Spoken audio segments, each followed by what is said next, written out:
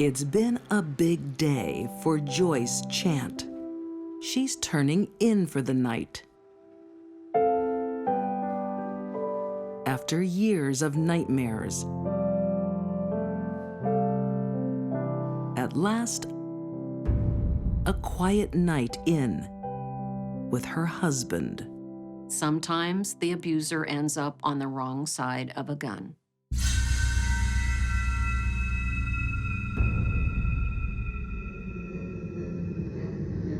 It was cold-blooded murder.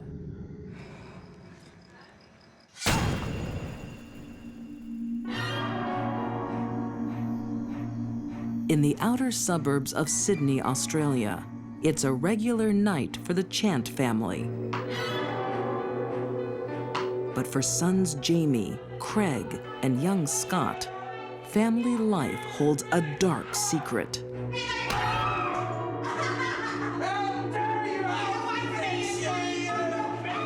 Wayne Chant was a heavy drinker, heavy smoker, and extremely violent. His entire family were deeply afraid of him.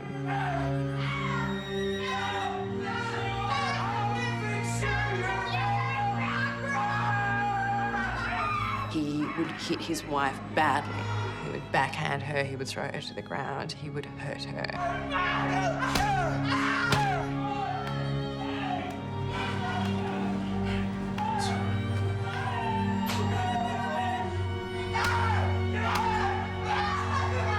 He was also violent to their 3 kids. It was a messy, dysfunctional, deeply, deeply unhappy household.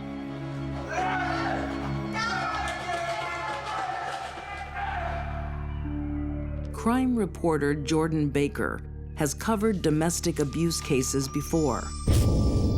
But the Joyce Chant story is the most shocking she's ever seen. How she managed to endure so many years of such brutality from her husband is quite remarkable. The fear that abuse victims suffer is when the beating's going on. Oftentimes, they actually don't know if they're going to survive a beating, and the violence does escalate. One night, Joyce Chant finally reaches her breaking point.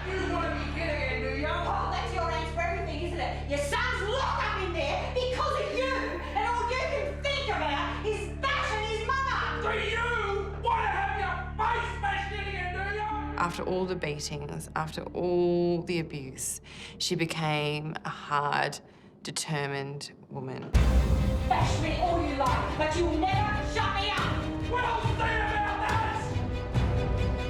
You're gonna kill me, and you're gonna go get your gun, are you? You're gonna destroy! Wayne pulls out a gun. Are you gonna shoot me, are you? What are you gonna do? Tonight, the battered wife turns the tables.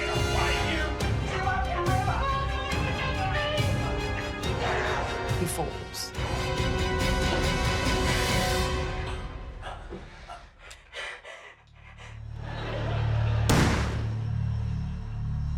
What was that? I don't know, Rose. Don't worry, just watch the Scott, mate, no, okay? We'll check it out in a minute. Just keep watching. Her children have been sitting there. They've heard the gunshot. They've got a pretty good idea of what's happened to their father. But they're terrified of their mother now too, so they don't say anything.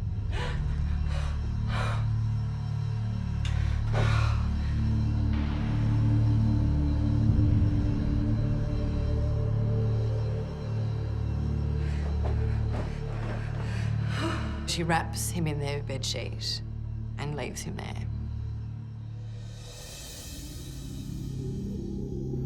As the nights pass, Joyce sleeps in the same room as her dead husband's body.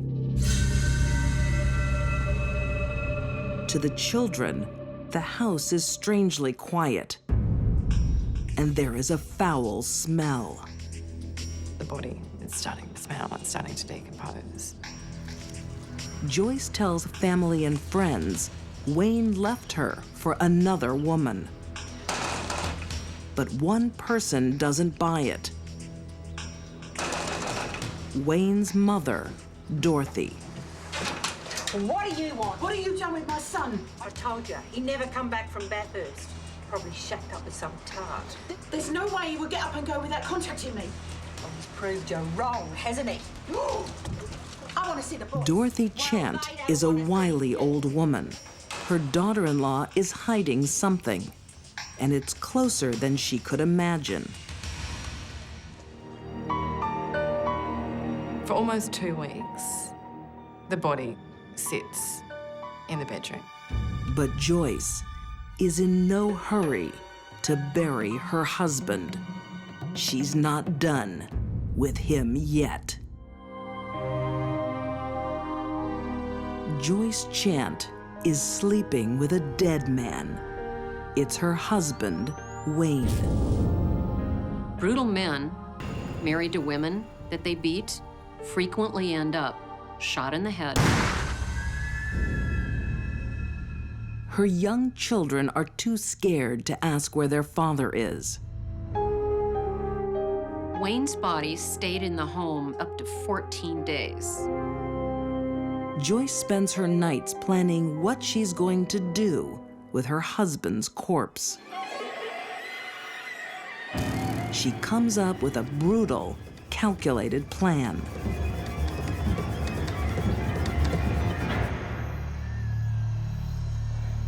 Joyce raises the axe and strikes him once, then brings up the axe and strikes him again.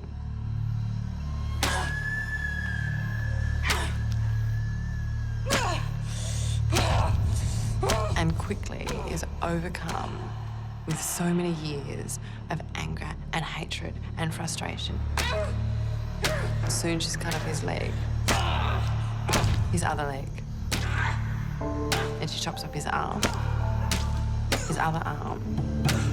She chops off both his hands.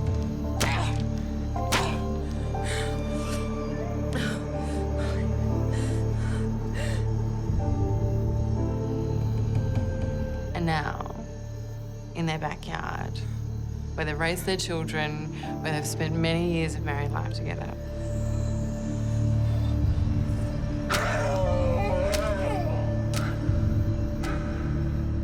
she hacks his head off.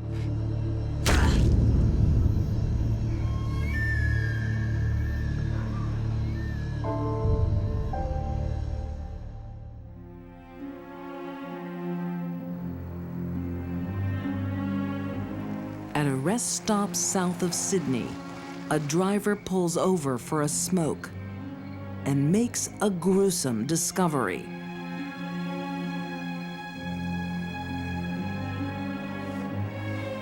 A human torso. And it's only the beginning. They found a leg in some mangroves in Sydney. A few weeks after that, they found an arm, but was barely recognisable as a human arm because obviously it had been cut off from the shoulder, but also the hands had been cut off. To investigators, it's a horrific murder that may never be solved. Because of course then they didn't have DNA, and there was no head, so they couldn't use dental records. There was no hands, so they couldn't use fingerprint records. It became one of Sydney's great mysteries of the early 90s. Joyce hides the head and the hands. She knows they are the only means of identifying Wayne's body. They put his head and his hands in an ice cooler. Joyce forces her eldest son, Jamie, to take part in this final annihilation of Wayne Chant's identity. This is a man that Joyce married, slept with, and had children with. And this was a man that was a father to the son doing this. Jamie does what he's told. With his father gone, it's now his mother that he fears. He promises to keep quiet and stick to Joyce's story. She would tell people that she thought he had run off with some other woman and was living in some other town. But Wayne's mother, Dorothy, is sure Joyce is lying. She continues to pressure the police. Oh, it's Dr. Chant here. I'm ringing up to find out if you've got any more information on my son. Unfortunately not, Dorothy. Nothing's changed since the last time I spoke to you. Look, he wouldn't just get up and go without calling his mother. Until we find some more information, there's nothing we can do. But you need to get this out of his wife. She's the one that knows the truth. Yes, but according to our information, he's run off with another woman. She's lying. She's done something to him. Dorothy, if anything changes, I promise you I'll be the first to call. Don't you dare hang up. Something No one's listening to Dorothy for now. It seems like the perfect crime. No one was asking any questions anymore. But after 10 years, Jamie Chant finally breaks his silence. You don't want to hear this. He confesses to his girlfriend. Dad didn't go missing. Mom killed him. One day, police got a piece of information that changed everything. A young woman presented to a police station. She identified herself as an ex-girlfriend of Jamie Chant. And she told them that he had confessed to her not only that his mother had killed his father, but that she'd chopped up his body. Why didn't you go to the police? She would have killed me too.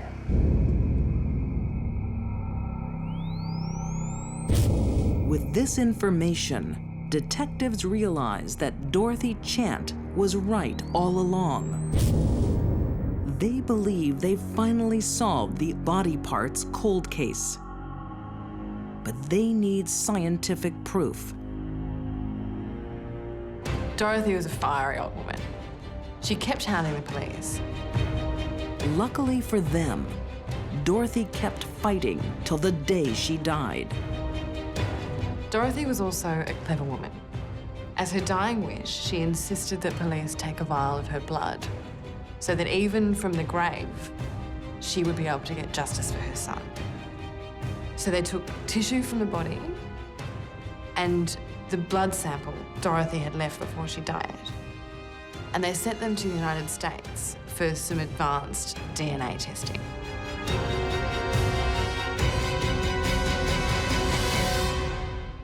It's a perfect match.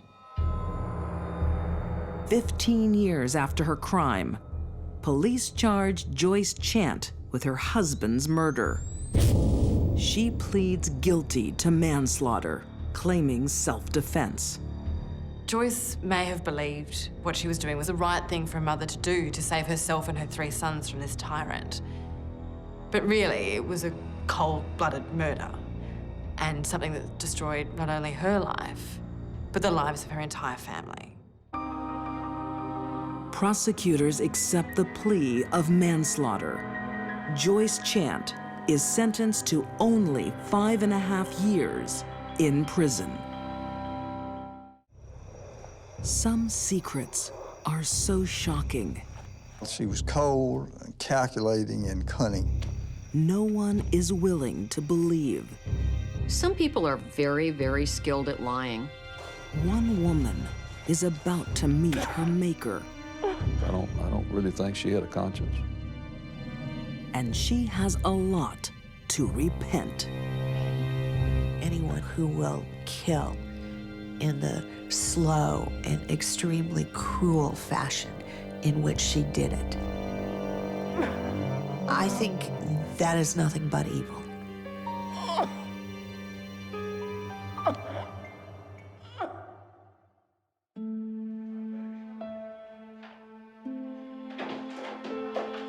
Frank Hilly arrives home from work early, one afternoon in Anniston, Alabama. Oh, yes. Oh, Lord, yes. He's expecting to find his wife in the kitchen. But she's in the bedroom. Frank! Walter. Marie Hilly is sleeping with her boss. Get dressed. Get out. And this isn't her first infidelity. Marie was having not one, but maybe multiple affairs with people. Author R. Robin MacDonald believes Marie chased the money and affections of more successful men. It was clear that she had affairs with men who she felt could do something for her, that she needed something from. But Marie's stuck with husband Frank and his modest income. What Marie really wanted out of life was to spend lots of money, preferably other people's, and do whatever she wanted to do.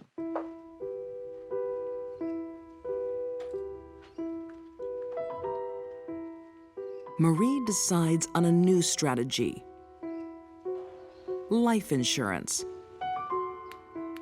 on her husband. In 1975, he's struck by a mystery illness. Are you sure about this stuff? He couldn't keep food down. Absolutely. He could not keep anything on his stomach. Violent illness. Marie tells her husband she has an antidote, Doris swears by it. apparently supplied by her doctor.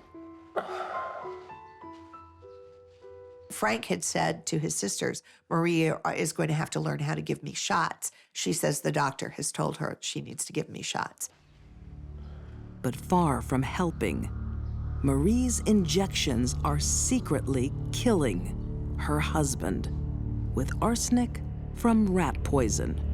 By injecting arsenic in a very high concentration and injecting it directly into the body, there was absolutely no doubt that the full dose was delivered.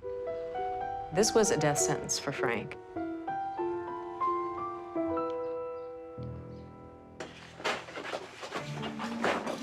Within weeks, Marie goes shopping with a $31,000 insurance payout. You have to put that in perspective of the time and place. This was 1975. It was a small town in Alabama. $31,000 sounded like a lot of money then. Marie poisoned her husband solely to get the insurance money and to be rid of him. But Marie's newfound wealth doesn't last. Her constant spending drains her account, and she needs another source of income. Oh, hello, darling. You feeling it? Her daughter Carol is now in the hospital with a mystery illness. Did you bring the medicine? Yes, I did. Now remember what I said. No one can know about this. Huh? Doctors are baffled, but Marie knows exactly what's wrong.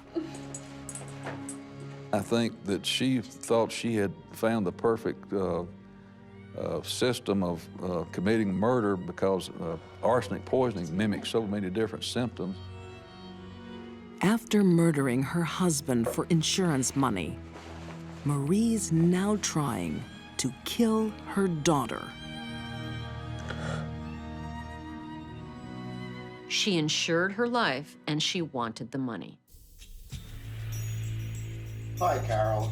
But before Marie can kill again, there's a breakthrough. A doctor looked at Carol's fingernails and saw the half moons, the traditional signs of arsenic poisoning. In Carol's case, the doctor was astute and was beginning to put together what had happened, particularly in light of Frank's death. Carol is saved. But to convict Marie, police need more evidence of poison. So they exhume her dead husband. Frank had over 100 times the arsenic poisoning or arsenic in him that he should have had as well. The evidence incriminates Marie in the murder and attempted murder of her own family. Hello, Marie. Hello, Carol. Well, Hello to you, Gary. Marie, do you mind if we have a word in private? No. Is anything wrong? Let's talk outside. The town of Anniston can scarcely believe it. When Marie Hilly was arrested, people were actually stunned. I think the nature of the crimes themselves and the suspicion of what had happened and the potential brutality of it really shocked Anniston. The most shocked of all, daughter Carol. I feel sorry for her because she not only was the subject of someone trying to kill her, it wasn't just someone, this was her mother. Marie Hilly might have killed her entire family had she not been caught. But instead of receiving justice, Marie has other plans. Her deceits are not over.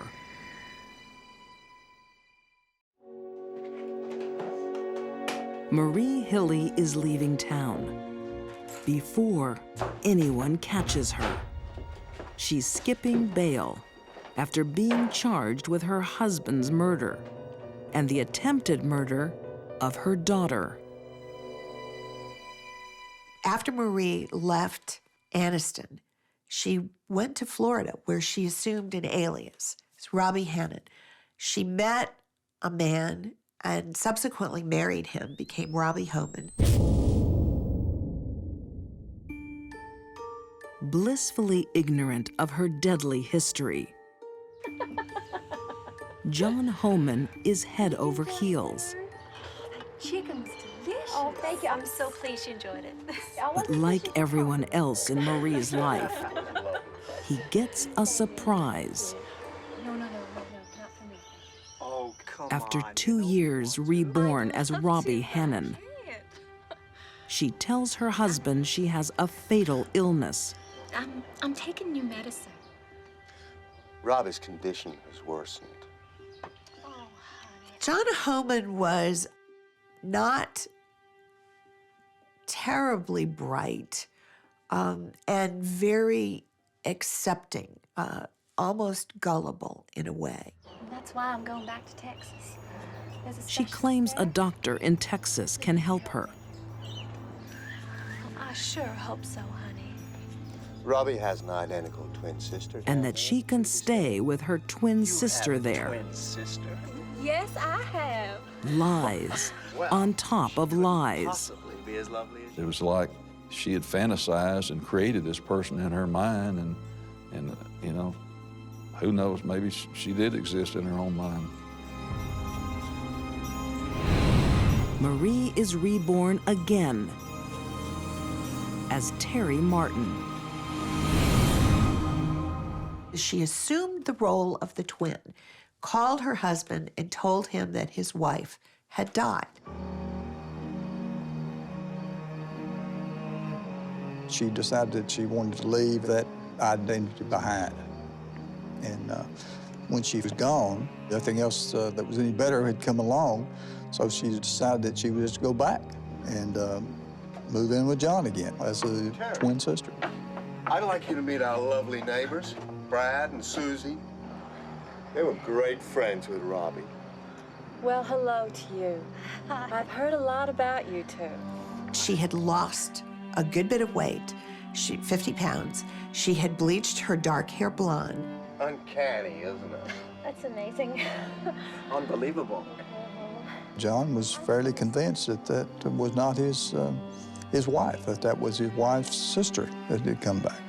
Well, I just want to say from both of us that we are so sorry to hear about your loss. John and Terry pick up where John and Robbie left off. Can I offer you some wine? Sure. Yeah. That'd be lovely, thanks. Marie liked to play games with people. She thought she was smarter than everyone else. She actually thought she could come back as the twin sister of a man she was married to. She may have fooled him, but she didn't fool anyone else. Friends don't believe Terry's story and call the police. They ask her, "We have reason to believe you are not Terry Martin. Who are you?" Backed into a corner, about to be exposed, Marie tells the truth for once in her life. She told them, "My name is Audrey Marie Hilley." Marie is arrested again, destined for her original murder trial. But there will be one more twist. Yeah, I remember it well. I was in the office, and in fact, I was quite upset about it because nobody was notified locally that Marie had even been given a furlough. Incredibly, Marie is given another chance at bail. And once again, she makes a run for it. I just totally couldn't believe it. It was beyond belief. And I just, in my mind, I thought, well, if she gets out of town, you know, she's gonna be gone and she'll melt right in again, and she's good at doing that.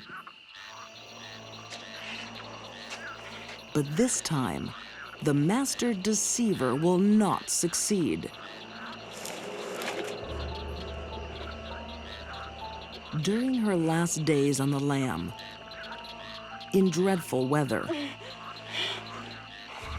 Marie faces justice she's eluded for 3 years. There was a report came on the radio that there was a white female on the outskirts of Anniston, and she was wandering around, and it appeared that she was soaking wet, and she was disoriented, and in fact, I think they said she was even crawling around on the grass.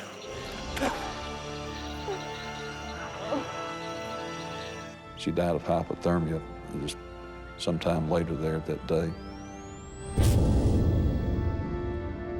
Marie Hilley can no longer fool those who loved her. I think it's easier for a woman to hide a dark secret because people simply don't suspect women of being evil.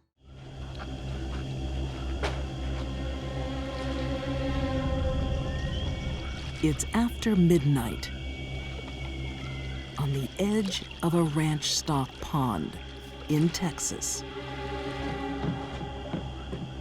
Wendy Davidson has something she desperately needs to hide. She knew that if she dumped him in water, his body would rise to the surface pretty fast.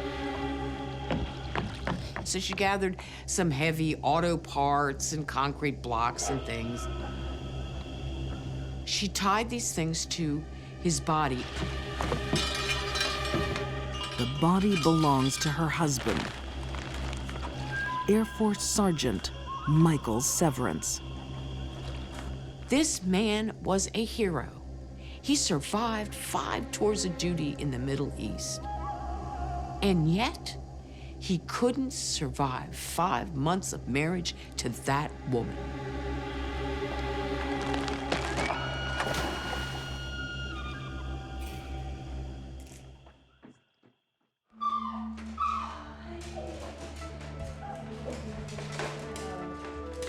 On the outside, Wendy Davidson looks like a smart, successful vet.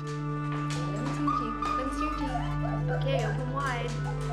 Good doggy. But Wendy's family makes life complicated.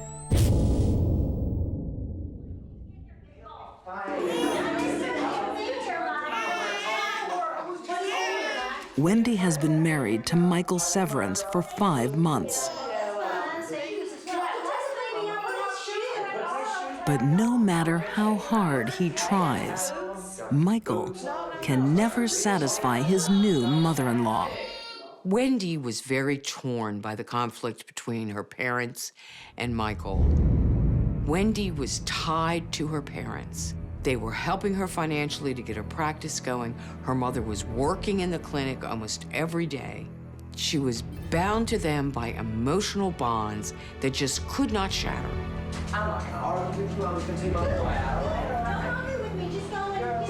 When Michael and Wendy plan a visit to his father in Maine, Wendy's mom doesn't like the idea. What you doing, sweetheart?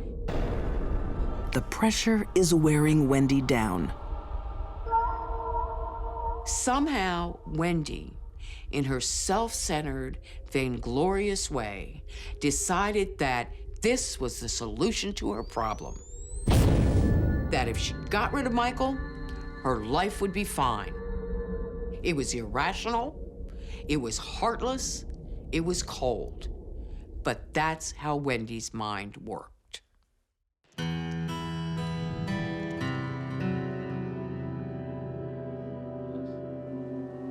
In January 2005, Les Severance waits for his son and his grandchild to arrive for their first visit to Maine. I come through the door, you know, pumped, you know, let's go, let's go, let's go. We got to go pick up Mike. And they give me the news that Mike's not coming. Nobody knows where he is. Wendy says her husband has mysteriously gone missing. A father's instincts say something is wrong. It was just all piling up that something is amiss here. That something's not right.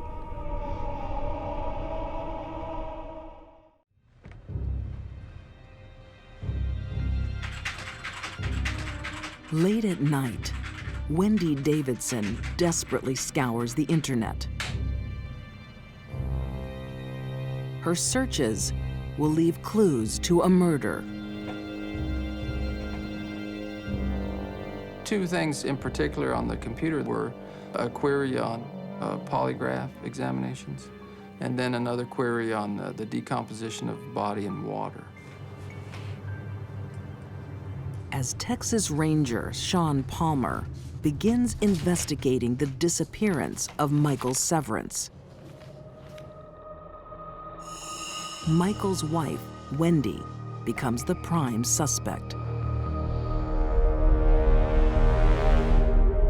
Surveillance information showed that Wendy Davidson traveled to a ranch that we knew she had access to. On that ranch is a pond with her dark secret. The Texas Department of Public Safety dive team assisted with the search of the pond and ultimately discovered Michael Severance's body.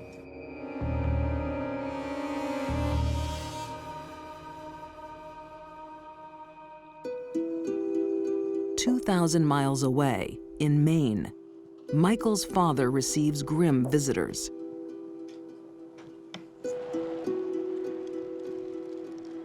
And then when I pulled in the driveway, I see the Air Force plates.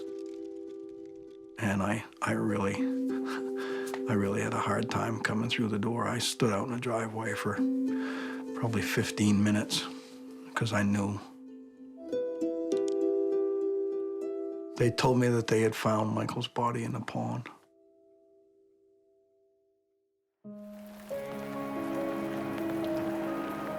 As police close in, Wendy Davidson panics.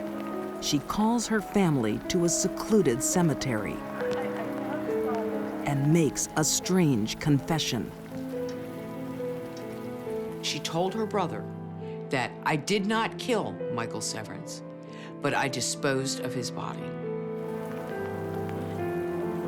She said, because I knew someone in my family must have killed him, and I wanted to protect my family. But all the evidence is pointing to Wendy.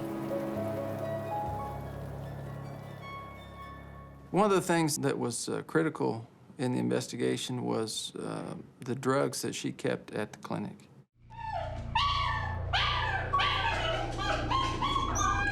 Wendy had altered her logs, covering up the missing drugs that killed her husband.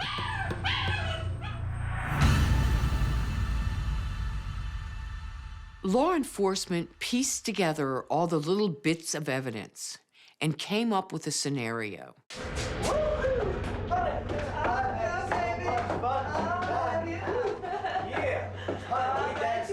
Friday evening, Wendy and Michael went out to celebrate the upcoming trip and to have dinner together and a few drinks, and came back to their apartment inside the clinic. All right, here comes. 1 and 2. Woo! Yeah! You see that? You like it? One more time. Law enforcement believes she put a little phenobarbital into the beer that Michael drank. Man, I could really use a beer right now. Then they believe the combination of the phenobarbital and the beer that night just put him right to sleep.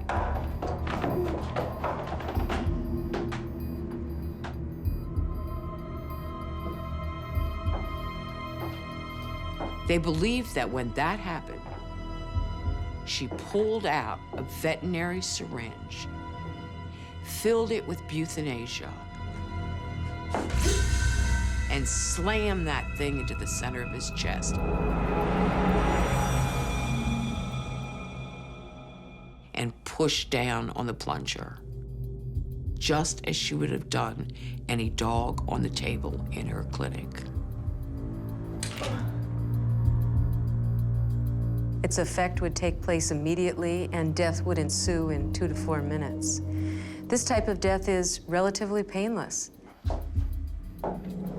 They simply fall asleep and stop breathing.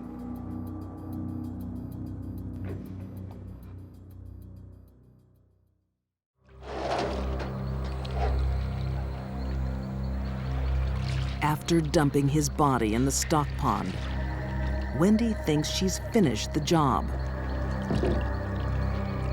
But the investigation later reveals another gruesome fact.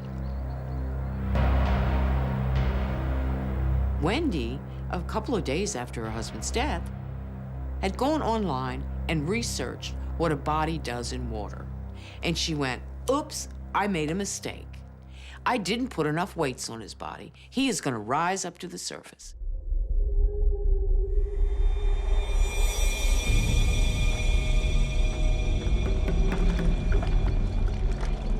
Wendy returned to the pond. She saw the body was indeed rising.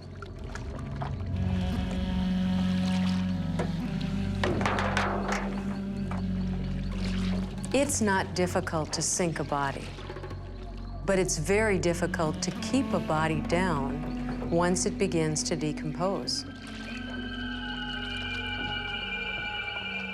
The process of decomposition and the manufacture of gas in the body is relentless and ongoing.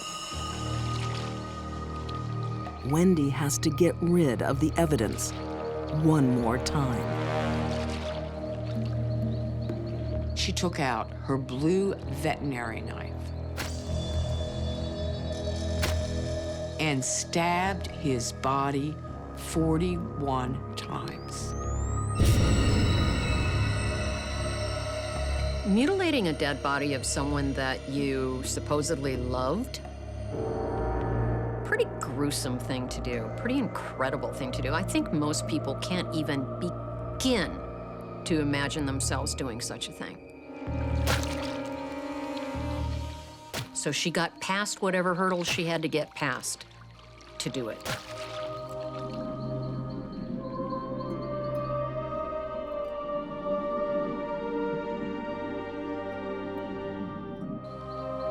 After her arrest, Wendy enters a plea bargain.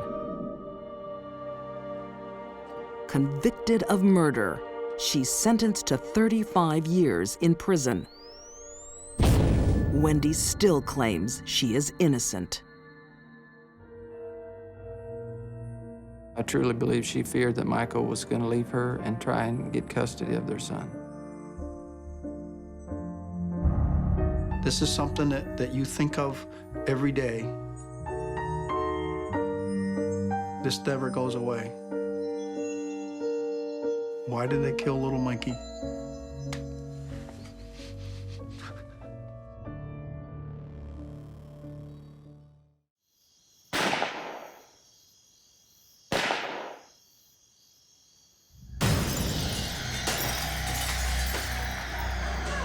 In the dead of night, a terrified wife makes a desperate plea for help. Someone is breaking into my house and he's fighting with my husband. You can't go up there. It's my kids. This one fatal night, a thief becomes a killer. Blood all over the place. A family is destroyed. An intruder had broken in the house and shot her husband.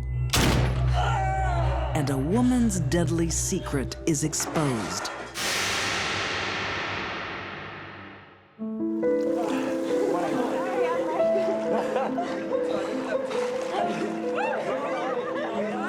In Alexandria, Kentucky, local beauty Amy Bosley is living the high life. After years of searching, she's finally found her Mr. Right. Someone who could come into her life, give her what she wanted, and she didn't have to give much back. Oh, you're so proud of you. Amy Bosley married her husband for money. Everything he touched turned to gold. Bob Bosley runs a lucrative roofing business, and he's a pillar of the community. He would often donate his services to churches to install steeples. As a hard-working Christian man, Bob is proud that he provides everything his family could want.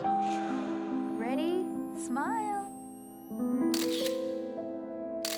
Am I blocking? But he's gravely underestimating what it will take to satisfy his wife.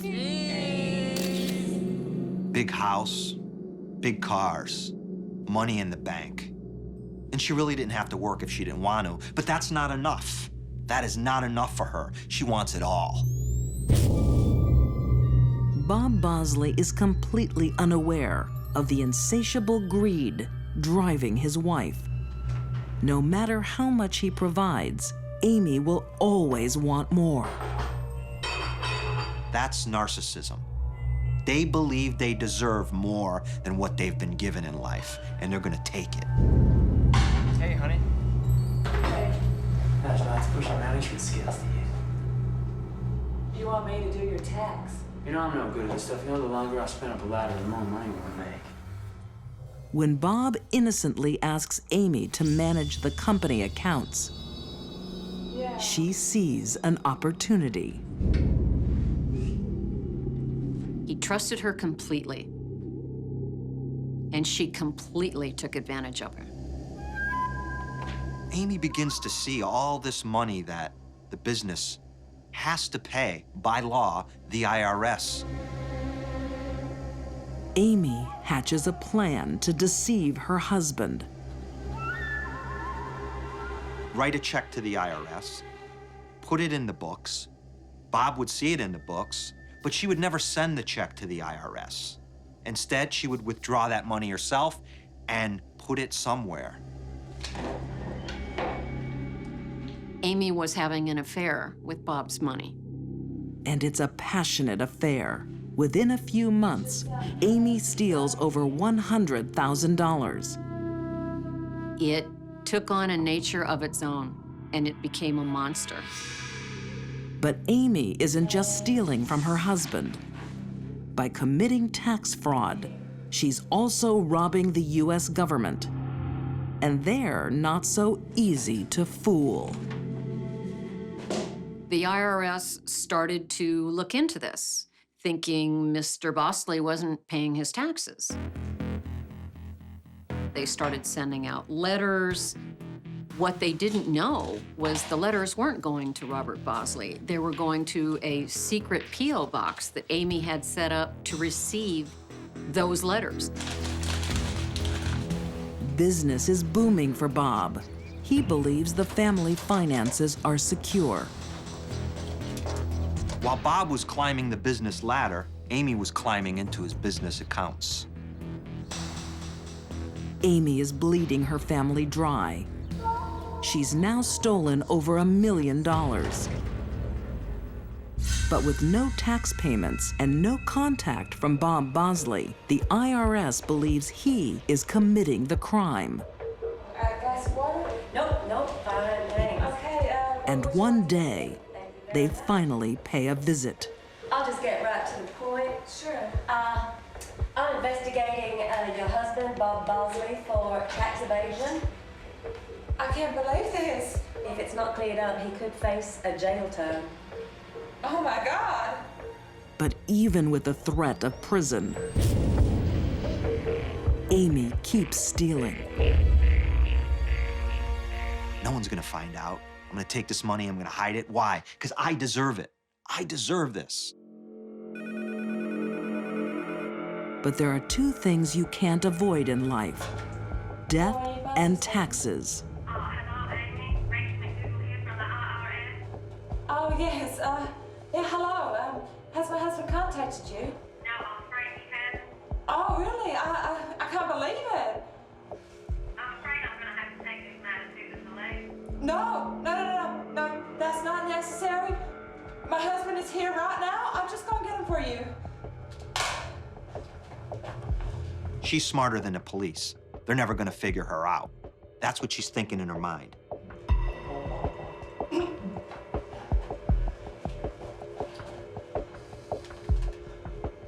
Hello, Bob Bosley speaking. How may I help you? She sounded like Kermit the Frog. Posing as her husband, Amy agrees to a meeting the following day. If Bob sat down with those IRS agents, he was going to become aware for the first time that almost $2 million in taxes had not been paid by Amy. That his wife, the mother of his children, was a thief. But there's no way Amy's going to let that meeting happen.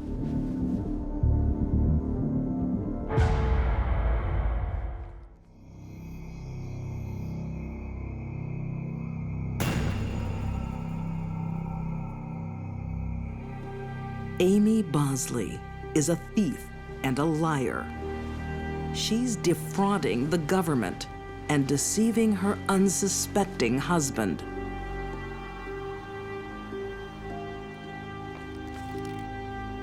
Now, she's about to become a murderer. This was a man she once loved.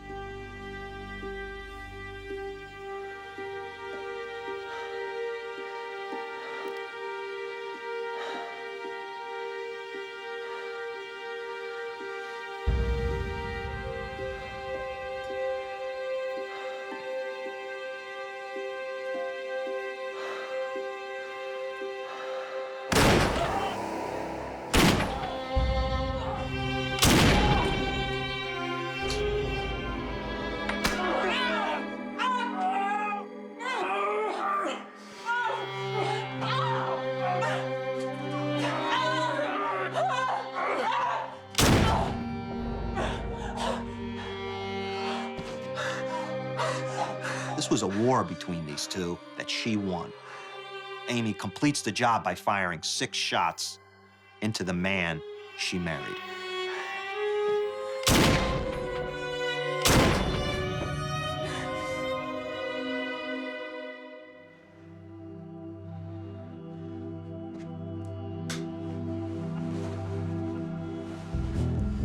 Two kids are obviously awake in the next room, scared, hugging their pillows, shaking. Now she's got to cover her tracks. What's your emergency? Someone is breaking into my house and he's fighting with my husband. I don't know what to do. No! You can't go up there. It's my kids. Police are on the way. She needs to act fast.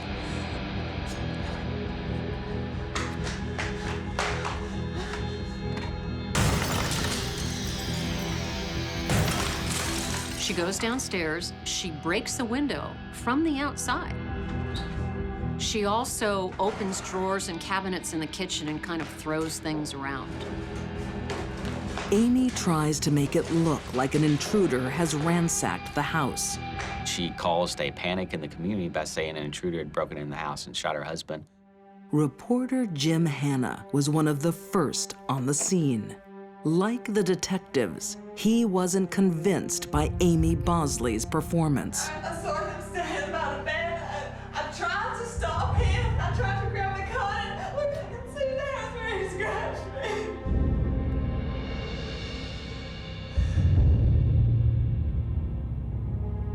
Her story didn't add up from the beginning. There were no footprints from the home.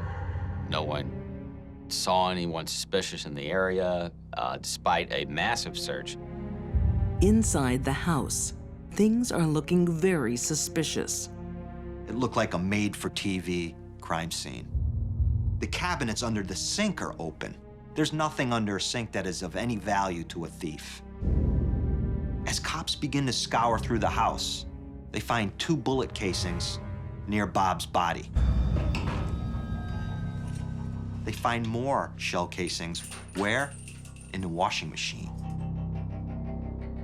Now, why would a thief leave shell casings in a washing machine?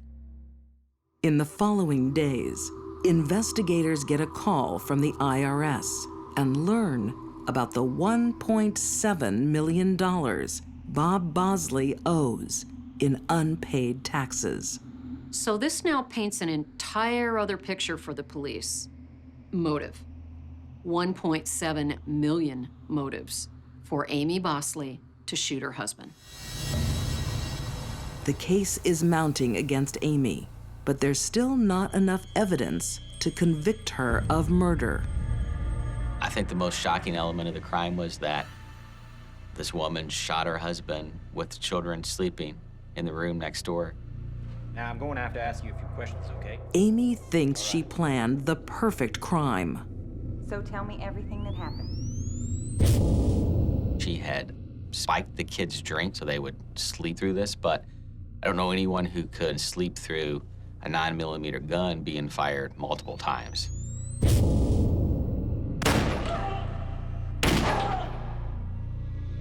And the children didn't. And I heard this loud bang. What the children heard that night would bring the whole charade crashing down. Then I heard glass smashing, things being thrown around. You heard glass smashing after the shots? Yes. They were absolutely sure that they heard the window breaking downstairs after they heard the gunshots. Faced with this new evidence against her, Amy finally pleads guilty. Amy Bosley married her husband for money. And she killed him for the same reason. Amy is sentenced to 20 years, but she takes a secret with her. She refuses to reveal where the money is. If we just look ahead, maybe, we can see her in the middle of the night some night with a flashlight and a shovel all by herself, looking around, digging in that hole, coming up with that shoebox full of money, and just laughing all the way to the bank. Amy Bosley will be eligible for parole in 2020. Until then, her secret treasure lies waiting.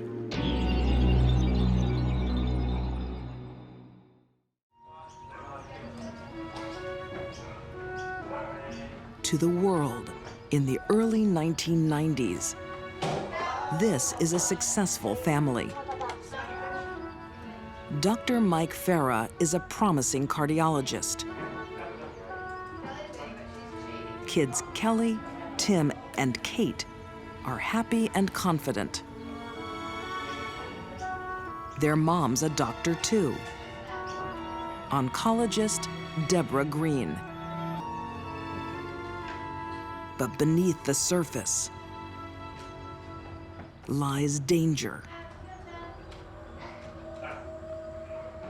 I think most people would look at her and see Deborah Green as a successful oncologist, but she was perhaps tortured with issues involving alcohol abuse, mental illness issues, and emotional maturity issues. Deborah has been a straight-A achiever all her life.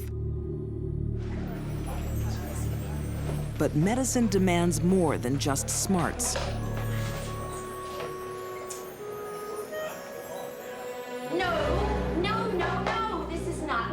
Deborah Green's biggest problem was Deborah Green. Deborah suffers severe mood swings, lashing out at colleagues and patients. Do it all over again. And when the lows hit, she turns to alcohol and narcotics to stop the pain.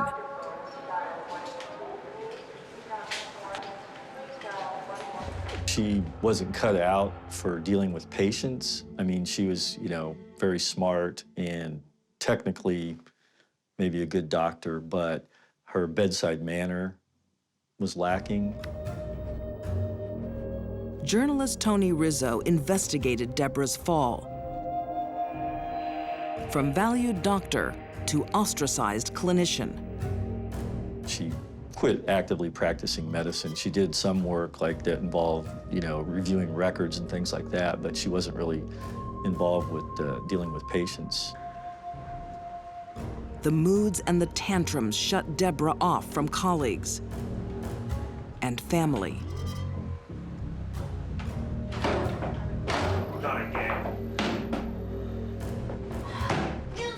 She rose to a pinnacle very early in life, but her personality didn't keep up with it.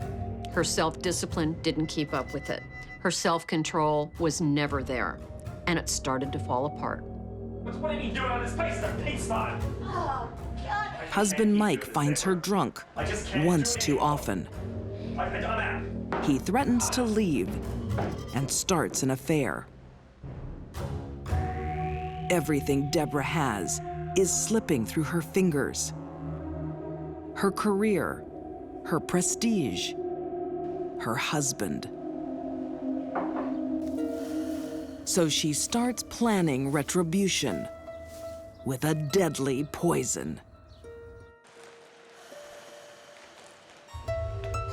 She used ricin, which she obtained from seeds of the castor plant, which is an ornamental plant. And it was apparently crushed up and put into the food that she served him. Yeah, thanks. What's else soup? Chicken. Ricin is probably one of the top 1, 2, or 3 most toxic substances that are naturally derived on Earth. There's so much pain and suffering associated with ricin poisoning. This is a death that punishes. Within hours, Mike Farah's body will react violently. The toxin attacks all the cells that line the gastrointestinal tract, the esophagus, the stomach, the small and large bowel, if it makes it that far. The person becomes rapidly dehydrated, they have terrible abdominal pain, and then rather rapidly their blood pressure will drop, their heart rate will increase, and unless they get supportive medical care, they're going to die. But Mike is not the only person on Deborah's hit list. I can't imagine how frightening, terrifying, few moments that was for the children.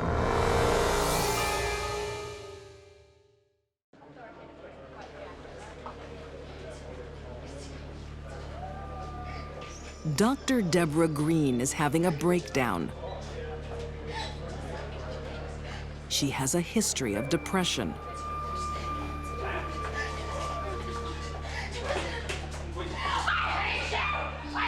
Her husband Mike can't control her.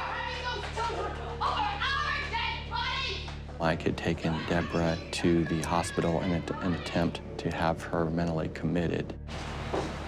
Mike has found poisonous castor beans in their home and thinks she's trying to kill herself.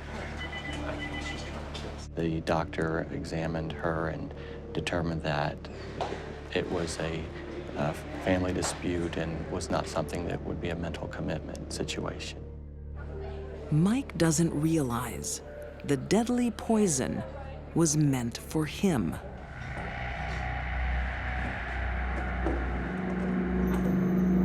It's the reason he's been so sick lately. The dose wasn't enough to kill him. But his wife hasn't finished yet. When Michael tried to commit Deborah Green at the hospital, she made a statement to him that you will get the children over our dead bodies. Exasperated by his wife's behavior, Mike moves out of the family home. But the arguments continue. At about 11:30 p.m., Deborah and her husband had a heated argument over Deborah's drinking and issues with caring for the children. Mike threatens to take the children, and Deborah snaps. Deborah's need to punish Mike superseded any love she might have ever felt, if she ever did, for her own 3 children. The best way to hurt Mike was to kill the kids.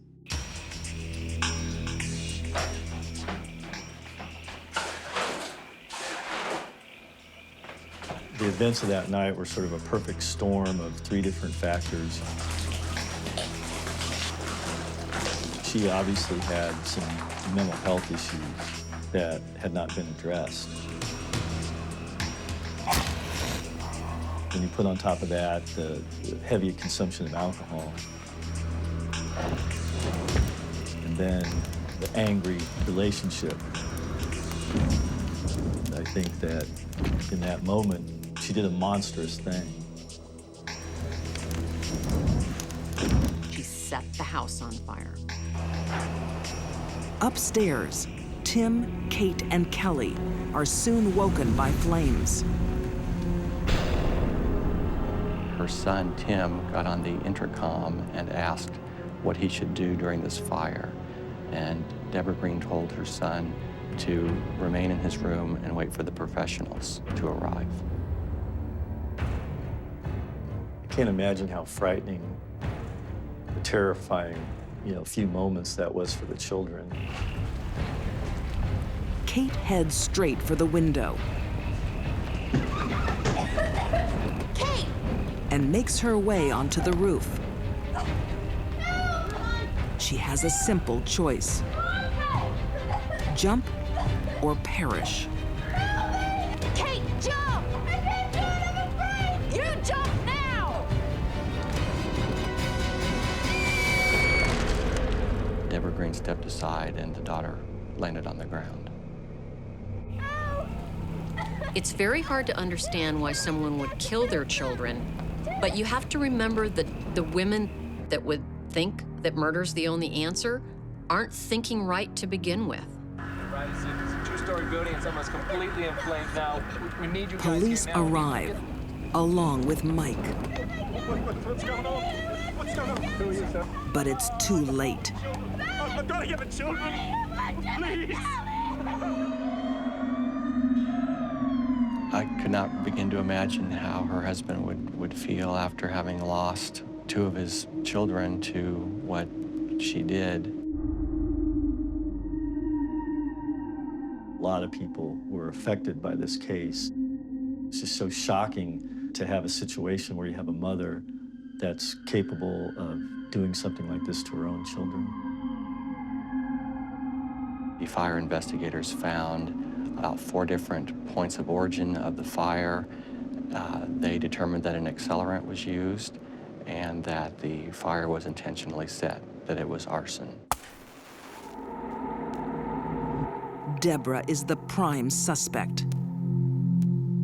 She's charged with murdering her children. Attempted murder of her husband. And aggravated arson. Found guilty on all counts. She's sentenced to 40 years. If Deborah ever did love her children, by the time she killed them, all of those feelings had long since died. The only thing that mattered in Deborah's life was making Mike pay for leaving her. She did a monstrous thing, but I don't think that necessarily means that she was a monster. But in this case, it was hard to not feel some anger towards her. And the victims were children who were innocent and depended on her to take care of them. And she betrayed them.